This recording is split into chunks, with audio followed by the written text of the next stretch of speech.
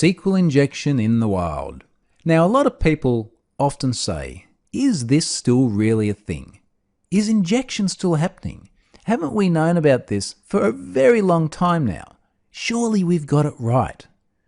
But as we saw in that OWASP Top 10 document, it is still extremely prevalent. And it's still making headlines at an alarming rate.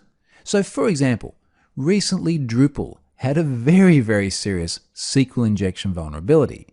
And in fact, after patching it, the guidance was, if you had not patched your Drupal systems within 7 hours of the vulnerability being disclosed, consider your system compromised. 7 hours! It's not even enough time for a good night's sleep. And that is in an extremely prevalent, very popular product.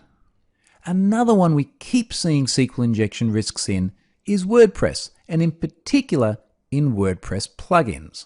And unfortunately, they do tend to feature quite a bit when it comes to security vulnerabilities. SQL injection risks are found in these plugins all too often. And as we know by now, the ramifications of an injection risk in an application, even if it's in a third-party plugin, can be dire. So serious problems in both of those frameworks.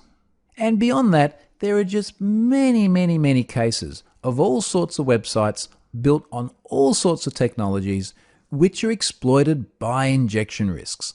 And the numbers are often huge. Hundreds of thousands or even millions of accounts exfiltrated by a successful injection risk. And it can be just as simple as someone having found the risk by a Google search and then using an automated tool to simply suck all the data out. So hopefully this gives you a sense of how real world and still relevant this risk is. It unfortunately is not a remnant of a bygone era.